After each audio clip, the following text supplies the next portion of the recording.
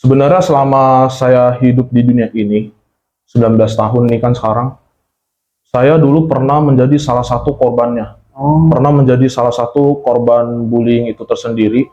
Saya kadang-kadang suka merasa kesel gitu ya. Suka merasa kesel bahwa kok bisa aja ya orang-orang suka ngebully gitu. Padahal ada iya. 1000 komentar, Hujatan semua, iya. hujatan semua gitu. Dan juga ada yang ngebully secara fisik gitu, dari muka, dari badan, ataupun dari kakinya lah, ukuran sepatu. Bahkan Iya. ukuran sepatu sampai diejek. Iya.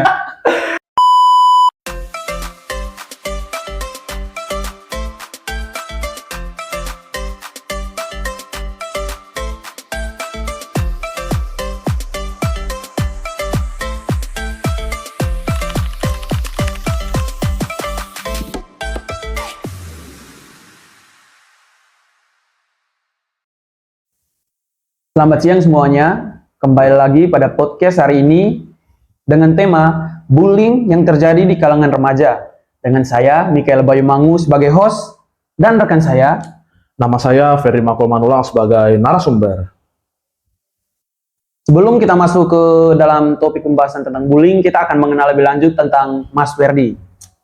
Halo, perkenalkan nama saya Ferdi Makul Manulang dan saya asli dari Jakarta alias lahir di Jakarta. Dan saya tinggal bersama orang tua saat ini, dan puji Tuhan kita bisa dikasih kesempatan, yaitu kesehatan, dan juga kita bisa dikasih kesempatan untuk meraih impian kita, dan juga pokoknya kita diberi kesehatan selalu lah. Gitu. Nah, Mas Ferdi, kita kan akan membahas tentang bullying nih. Menurut Mas Ferdi terlebih dahulu, apa sih bullying itu? Sebenarnya kalau menurut pandangan saya pribadi, bullying itu merupakan sebuah tindakan agresif dengan sifat menyimpang dan juga terjadinya ketidakseimbangan pada kekuasaan individu gitu. Menurut saya sih gitu. Kan bullying ini ada macam-macam hal nih kan. Ya. Menurut Mas Ferdi sendiri nih, apa saja tindakan bullying yang Mas Ferdi ketahui? Kalau berdasarkan menurut pandangan saya, tindakan bullying itu sebenarnya ada 3 jenis. Yang pertama tuh kan ada tindakan dari fisik. Mungkin aku jelaskan kali ya. Jadi tindakan fisik itu kan mungkin ada kali ya, misalnya ngata-ngatain fisik seseorang dari badan, dari muka, dari mata, dan juga dari wajah pun sekalipun.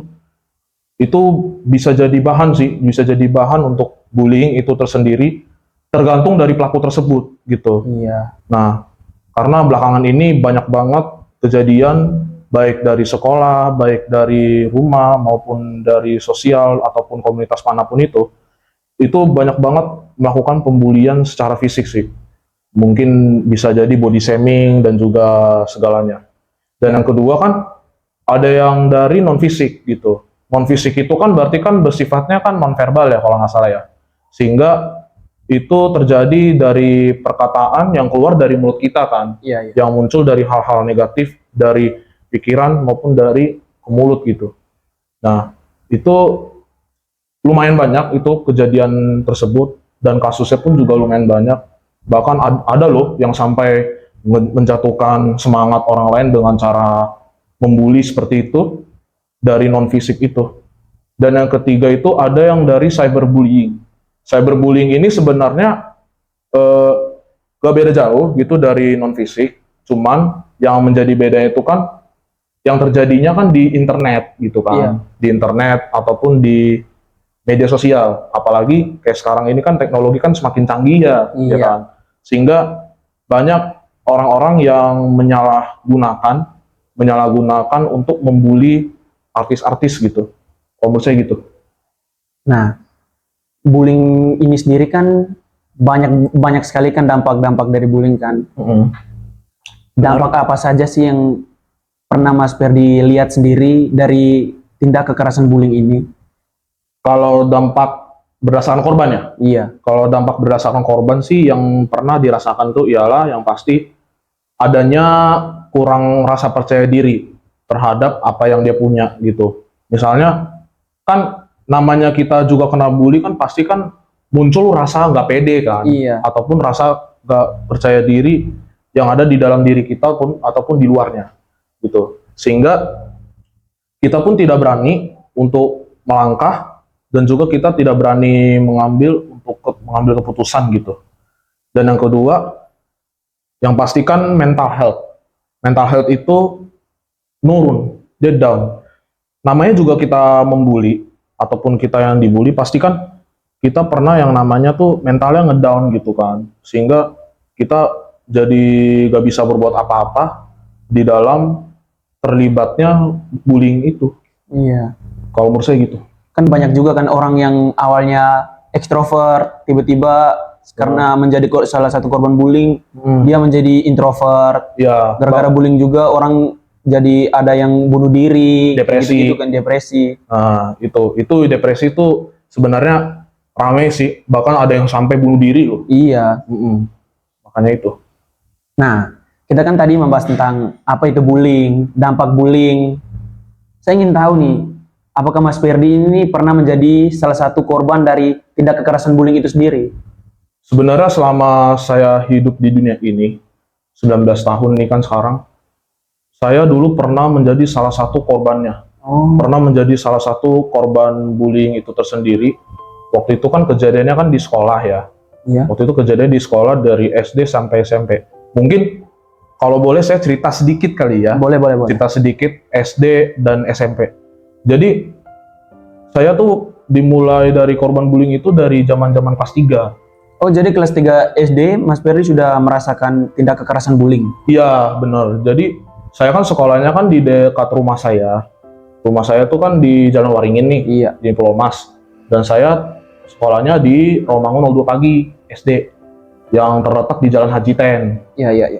Nah, jadi saya bermula tuh di kelas 3, kalau nggak salah di tahun 2013 ataupun 2014 gitu ya.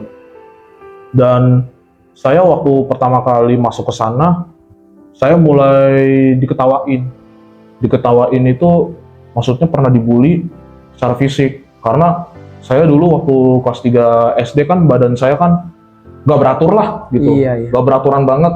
Jadi gendut gitu kan. Gendut banget sampai ngebulet, mukanya dembem gitu. Pokoknya jelek sih di saya di sana gitu kan. Dan sekolah itu kan beda banget ya. Dan bedanya itu sekarang ini kan udah direnovasi gitu. Jadi makin diperbagus lagi dari mulai segi catnya, dari segi temboknya, dari segi rupanya, itu udah beda banget. Sedangkan waktu saya di zaman 2013 atau 2014 itu, dan itu beda banget gitu. Itu sekolahnya kan masih kumuh gitu kan. Nah, dan di zaman kelas 3 itu saya pernah dibully habis-habisan baik secara fisik maupun non fisik. Sebenarnya kalau secara fisik itu kan mungkin yang kayak tadi saya bilang di olok-olok ya kan, bahkan saya pernah dihantam gitu kan. Iya. Tindakannya keras-keras sih, karena emang di sana kan mentalnya kan mental tawuran ya. Iya. Jadi saya pernah diolok habis-habisan, dilempar-lempar gitu kan. Dan yang non fisik pasti ada sih, cuman nggak sebanyak fisik gitu. Non fisik tuh paling misalnya kayak Ferdi nih nggak bisa gitu, nggak bisa kayak dia gitu. Kamu itu nggak bakal pintar gitu. Nah, saya pernah dibully seperti itu, makanya. Dan di situ saya benar-benar mulai merasakan sakit hati. Mereka merendahkan gitu. Merendahkan, benar. Nah, merendahkan dan juga akhirnya saya jadi nggak pede gitu. Iya. Nah, karena saya nggak pede, akhirnya saya nggak berani gitu kan buat melangkah. Jadi kadang saya suka takut gitu ya, takut buat menjalaninya untuk hari-hari yang akan datangnya itu pada zaman itu. Makanya saya benar-benar mulai merasa nggak pede dan juga mental health-nya udah mulai ngedown gitu. Mental health-nya udah mulai ngedown. Terus di zaman kelas 5 SD sampai kelas 6, saya pernah kabur dari sekolah dulu. Saya pernah kabur dari sekolah gara-gara tindakannya makin keras lagi gitu ternyata. Jadi makin naik kelas, tindakannya makin berulah gitu, makin berulah dan juga makin keras-keras lagi gitu. Pertemanannya semakin keras yang saya rasakan itu. Maka dari itu saya memutuskan untuk kabur. Itu di jam istirahat kedua waktu itu. Di jam istirahat kedua tuh di sekitar jam 11. Di jam 11 siang. Terus saya pernah juga lari gitu dari sekolah secara langsung jalan kaki gitu ke rumah. Sampai ditanya sama nyokap, "Dek, kamu kenapa?" "Ih, biasa, Mak. Saya kan ini habis berantem. Berantem ini ya gara-gara dibully ya." Katanya, Segitunya dibully sampai keluar dari sekolah gitu. "Iya, zaman dulu saya gitu." Terus juga yang kasus kedua sama lagi. Cuman bedanya waktu itu aku pernah diomelin, dimarahin sama guru agama Islam waktu itu. Iya, iya. Kalau agama Kristen kan beda lagi kan. Mungkin nggak ngerti lah kalau guru-guru agama Kristen saya waktu itu. Guru agama Kristen Islam ini dia malah ngebela orang yang nggak bersalah, orang yang bersalah lah gitu. Oh. Sedangkan sayanya nggak dibela gitu. Kan nggak jelas kan menurut aku. Jadi pilih Menurut kasih saya. ya, pilih kasih. Iya, jadinya pilih kasih gitu kan. Sehingga saya perlu ada tindakan, yaitu saya harus kabur gitu. Sempet sih saya ke kantin dulu buat jajan gitu kan. Berjajan, berujung minta tolong kan. Iya. Berujung minta tolong ke Bu Kantin. Bu Kantin kan dekat banget sama mama saya. Iya. Jadi Bu Kantin punya nomor telepon mama saya sehingga saya bisa hubungin gitu. Akhirnya saya minta tolong Bu Kantin buat hubungin mama saya buat jemput gitu. Sembari nunggu mama saya jemput, saya ibaratnya ya, saya tuh nulis kertas gitu Pesan. pesannya. Jadi berisinya tuh keluh kesah lah, Iya. keluh kesah. "Bu, saya udah nggak kuat, Bu, ngejalaninnya, Bu, asli, Bu." Gitu. Saking gitunya gitu. Saya nangis-nangis di atas kertas itu. Jadinya saya tanpa berlama-lama lagi, nggak perlu banyak ngomong lagi, langsung saya serahkan ke satpam, ke Pak Satpam maksudnya. Iya. Jadi saya tinggal pulang ke rumah, dijemput sama mama. Habis itu, setelah berhasil kabur dari sekolah itu, persisnya saya tuh bingung gitu ngapain gitu kan di rumah gitu kan. Akhirnya mama saya nawarin, "Dek, daripada kamu melamun terus, mending ikut mama aja yuk." "Hah, kemana, Mak?" Terus katanya, "Berenang lah." "Hah, benar, Mak, berenang, Mak?" "Iya, berenang di daerah Tirtamasana." Gitu kan. Karena kan berenang itu kan ada rasa rileksnya gitu kan. Apalagi kan bisa terentang di atas air gitu. Bisa nyelam dan juga bisa berenang kayak bebas, gaya kupu-kupu, gaya katak, apapun itulah. Sehingga saya bisa merasakan damai di sana gitu. Iya. Jadi saya bisa melupakan sejenak setelah pulang dari berenang itu. Ini baru kejadian SD. Kalau misalnya kejadian SMP, itu sebenarnya mirip-mirip. Cuman bedanya tuh yang saya ingat itu kebanyakan tuh terjadi di fisik sih. Iya. Dari kelas 7 sampai kelas 9 kali ada. Itu panjang banget prosesnya tuh. Dan saya benar-benar introvert di sana gara-gara kan terbawa dari SD gitu. Jadi saya gak berani untuk berkomunikasi, gak berani untuk curhat gitu kan. Bahkan ke guru pun masih malu-malu gitu. Antara baru kenal atau bagaimana gitu ya. Karena terbawa dari SD, jadi saya benar-benar gak pede di sana gitu. Sehingga saya harus bisa mengimprove diri lebih lagi supaya bisa meredus dari rasa ketidakpercayaan diri itu. Jadi saya harus bisa meredus rasa nggak pedenya lah pokoknya. Itu sih ceritaku.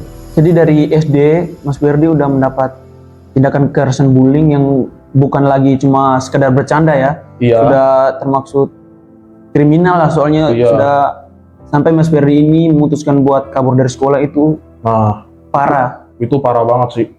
Saking gitunya, akhirnya saya udah gak ada pilihan lain gitu selain kabur dari sekolah gitu. Lucu Nah, sih. sebagai salah satu orang yang pernah dibullying nih, menurut Mas Ferdi sendiri nih, jika kejadian bullying itu terjadi di depan mata Mas Ferdi, apa yang mungkin bisa Mas Ferdi lakukan? Yang saya lakukan itu yang pasti ya saya bisa itu hanya menasihati sih. Menasihati untuk pelaku yang suka ngebully gitu kan. Sehingga para pelaku tersebut bisa belajar lebih banyak tentang bahwa bullying itu merugikan masyarakat gitu. Bullying itu merupakan sebuah tindakan yang sangat merugikan bagi kita sendiri gitu. Iya. Dan yang kedua, kita harus bisa menyadarinya. Kita harus bisa menyadarinya itu kalau misalnya bullying itu merupakan hal yang menurut saya terlaluan nih, dan harus benar-benar dicegah gitu, dicegah dalam tindakan-tindakan khusus lah gitu. Misalnya dengan adanya sebuah sosialisasi dan juga atau apapun itu, supaya kasus bullying ini bisa semakin berkurang gitu. Sebenarnya kalau misalnya ngomongin depan mata saya kadang-kadang suka merasa kesel gitu ya, suka merasa kesel bahwa kok bisa aja ya orang-orang suka ngebully gitu, padahal ngebully itu kan gak ada manfaatnya Iya. dan juga nggak ada profitnya, nggak ada untungnya gitu kan, sehingga apaan sih ini orang gitu kan, pasti kan Iya. orang-orang mikir kayak gitu, ini bullying pasti ada maksudnya, ini pasti caper nih gitu kan, kadang-kadang kan suka kayak gitu, ada yang caper dan segala macam kayak gitu sih. Iya, dan juga kan sekarang sudah dengan berkembangnya teknologi, orang juga melakukan tindakan bullying itu tuh bukan cuman secara fisik, ada yang melewati sosmed juga, sosial media untuk melakukan tindakan bullying itu. Platformnya Iya, menurut Mas Ferdi itu sendiri bagaimana? sebenarnya tuh itu memang dalam platform media sosial bisa menjadi wadah dalam tindakan aksi bullying, baik dari anak-anak, remaja, anak muda, sampai dewasa dan sampai mahasiswa seperti kita ini. Itu banyak yang melakukan tindakan bullying kepada artis-artis Instagram ataupun TikToker, Iya benar, banyak pasti sekali. banyak gitu kan. Mungkin orang-orang kan pada bilang, wah jadi artis tuh enak ya, tahan godaan, tahan guncangan gitu kan. Weh, lihat komentarnya 1000, ada Iya. 1000 komentar, buset, itu Hujatan semua, hujatan iya. semua gitu, dan juga ada yang ngebully secara fisik gitu, dari muka, dari badan ataupun dari kakinya lah, ukuran sepatu, bahkan Iya. ukuran sepatu sampai diejek. Iya. Aduh. Makanya saya juga, aduh, jengkel pokoknya deh, menurut saya gitu. Iya. Ini kan dalam dunia teknologi nih. Nah, kalau dalam dunia keluarga nih, apakah keluarga ini menjadi salah satu latar belakang sehingga pelaku kekerasan bullying ini melakukan tindakan bullying tersebut? Nah, sebenarnya mungkin kalau misalnya wadah di dalam keluarga sih cukup banyak ya, yang saya lihat. Yang pertama tuh kan pasti kan adanya kekurangan support dari orang tua, Iya, ataupun benar. kurang dukungan. Jadi setiap kali kita mau melakukan apapun dalam hal-hal positif, kita pasti pernah dihujat sama orang tua, Iya. kamu nggak bakal bisa kayak dia gitu, kamu nggak bakal bisa percaya. Iya Gitu. benar. Kan pernah kayak gitu. Orang tua membanding-bandingkan kita ya. kita pun belum mencoba dan kita kan belum tahu ke depannya yang akan terjadi gitu kan. Kita kalau dalam pepatah kan, kita kalau nggak mencoba kan kita belum tahu hasil, Iya benar. ya kan? Jadi kita harus bisa berusaha dulu baru kita menemukan hasil itu. Nah, dan yang kedua, yang pasti karena adanya kurang dari support orang tua ya, pasti kan ada kekurangan dari kasih sayang juga dong. Iya. Sehingga kita merasa itu kayak, mungkin ada yang bilang pilih kasih ya, mungkin ada yang bilang pilih kasih, terus juga dibanding-bandingkan. Kalau sekarang kan banding-bandingin sama anak tetangga ya. Iya benar. Nah, itu kan bisa jadi bahan bulian juga gitu. Karena balik lagi, bullying itu merupakan hal yang sebuah merugikan, tindakan yang merugikan yang begitu agresifnya, apalagi kan bersifatnya itu yang dari awal kan menyimpang gitu. Iya. Sehingga kita harus memiliki sebuah kesadaran bahwa bullying itu adalah tindakan sebuah yang salah gitu. Kalau menurut saya gitu. Nah, bullying ini kan sudah terlalu sering terjadi di kalangan masyarakat ya, apalagi di kalangan anak-anak remaja. Menurut Mas Ferdi sendiri nih, bagaimana sih cara untuk mengatasi kejadian kekerasan bullying ini sendiri? Upayanya ya. Iya, upaya. Sebenarnya kalau kita ngomong upaya dalam mengatasi bullying, pasti kan ada cara tersendiri ya. Yang pertama, yang sangat saya sarankan itu ialah kita harus memberikan dukungan. Ini memberikan dukungan ini merupakan hal yang basic gitu kan. Hal yang paling mendasar gitu ketika orang-orang terkena bullying ataupun masalah-masalah lainnya. Iya. Memberikan dukungan tuh kan ada banyak ya. Misalnya mau pergi jalan-jalan ataupun pergi kemana, dan juga memberikan sebuah motivasi gitu kan, memberikan sebuah motivasi untuk menjadi bahan kemajuannya dia gitu. Jadi tidak ada yang buat menyerah dalam kondisi seperti itu ataupun kondisi bullying. Dan bisa juga share-share, kalau dalam agama ya, kalau dalam agama tuh nge-share Al-Quran gitu tentang bullying itu buruk nih gitu, ataupun Alkitab kan ada tuh ayat-ayatnya, Iya ayat-ayat benar. Al-Quran ataupun ayat-ayat Alkitab kan ada tuh. Itu kalau menurut saya perlu dicantumin sih itu, dan bisa ditanamkan dalam kehidupan sehari-hari. Dan yang kedua, yang paling penting itu adalah kita harus selalu memberikan kesadaran ya. Kita harus selalu memberikan kesadaran kepada masyarakat yang pernah ngebully, itu kita harus selalu memberikan sebuah kesadaran penuh bahwa tindakan tersebut itu salah. Itu yang paling utama. Karena makin lama makin menjadi ya, kalau kata saya ya. Sehingga kita harus bisa lebih lagi dalam dalam kesadaran itu. Kita harus selalu memberikan kesadaran dalam mencegah kasus itu, sehingga kita tidak terlibat gitu. Kita tidak terlibat dalam kasus-kasus bullying seperti itu. Itu sih menurut aku. Jadi kesimpulan yang saya dapat dari apa yang disampaikan Mas Ferdi dari awal tadi itu, bullying merupakan tindakan agresif, mengganggu, melukai, menyakiti seseorang yang berada pada posisi lemah secara fisik maupun psikis. Betul. Jadi terima kasih Mas Ferdi karena sudah meluangkan waktu untuk podcast hari ini. Sama-sama Mas, sama-sama. Terima kasih teman-teman. Sekian podcast kita pada hari ini. See you next time. Bye-bye.